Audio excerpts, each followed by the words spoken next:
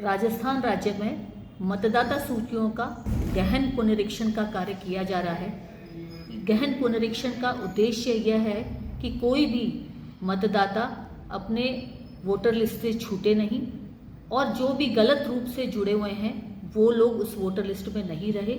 Voter list की पूरी purity बनाए रखने के लिए ये गहन पुनरीक्षण इस बार किया जा रहा है और आज दिनांक से बीएलओ द्वारा घर घर जाकर एनुमरेशन फॉर्म गणना प्रपत्र दिया जाएगा और सभी टोंक के सभी मतदाताओं से मेरा आग्रह है कि वो बीएलओ के साथ बैठ के और इस गणना प्रपत्र को, इसकी एंट्रीज को समझें। बहुत ही सिंपल भाषा में ये एक पेज का गणना प्रपत्र बना हुआ है जिसमें कुछ प्री फिल्ड होंगे, कुछ एंट्रीज पहले से मतदाता का नाम और वो सब पूर्व से ही लिखा हुआ होगा और कुछ एंट्रीज मतदाता को स्वयं करनी है।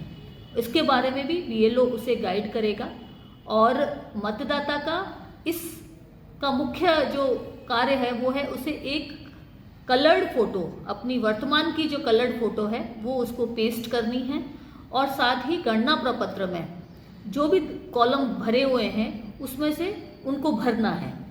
और मुख्य बात यह है कि इस स्टेज पर किसी भी प्रकार के दस्तावेज देने की आवश्यकता नहीं है, केवल फॉर्म भर के देना है, कोई अन्य दस्तावेज उपलब्ध नहीं कराना है।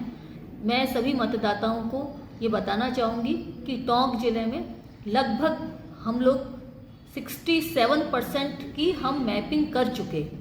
तो इस मैपिंग के माध्यम में हम ये देख रहे हैं कि 2002 में इन मतदाताओं का नाम कहाँ था, यदि इस मतदाता का स्वयं का नाम था 2002 की सूची में और या उनके माता पिता या उनकी और वंश वृक्षावली में किसका नाम था, तो उसको हम लगभग 67% की तो हम ढूंढ चुके, हम मैपिंग कर चुके। तो जो जिनकी मैपिंग हो चुकी है उनको बाद में भी कोई दस्तावेज देना नहीं पड़ेगा। केवल वो लोग जो बच गए हैं उनको 4 दिसंबर के बाद यदि उनकी जरूरत पड़ी तो दस्तावेज बाद में मांगे जाएंगे, पर इस स्तर पर कोई दस्तावेज नहीं देना है। इसलिए आग्रह है सभी से कि वो ईएफ फॉर्म जरूर से भर कर दें। ईएफ फॉर्म आप बीएलओ को स्वयं भी दे सकते हैं या फिर ऑनलाइन भी भर सकते हैं। बच्चे या कोई बाहर नौकरी के लिए या अन्य कार्य के लिए बाहर है तो या यहाँ रहते हुए भी ऑनलाइन फॉर्म भी भरा जा सकता है। और उसके बाद 1 महीने तक हमारा बीएलओ जो है, यदि आप घर में नहीं मिलेंगे तो 3 बार चक्कर लगाएगा, 3 बार बीएलओ आपके घर आएगा। बीएलओ को बाकायदा आइडेंटिटी कार्ड दिए हुए हैं, उसको बीएलओ की कैप दी हुई है, एक बीएलओ का बैग दिया हुआ है। उन सब चीज़ों से आप पहचान सकते हैं कि ये कोई फ्रॉड व्यक्ति नहीं है, बीएलओ है। आइडेंटिटी कार्ड देखकर आप उनका पूरा सहयोग करें और ईएफ फॉर्म को अवश्य भरकर सबमिट करें। मैं आग्रह करूंगी यदि ईएफ फॉर्म यदि भर के नहीं दिया तो जो नई मतदाता सूची का जो ड्राफ्ट बनेगा उसमें नाम शामिल नहीं होगा। उसके लिए फिर आपको ऑब्जेक्शन फाइल करना पड़ेगा और वो एक थोड़ा सा टिकलिश रहेगा।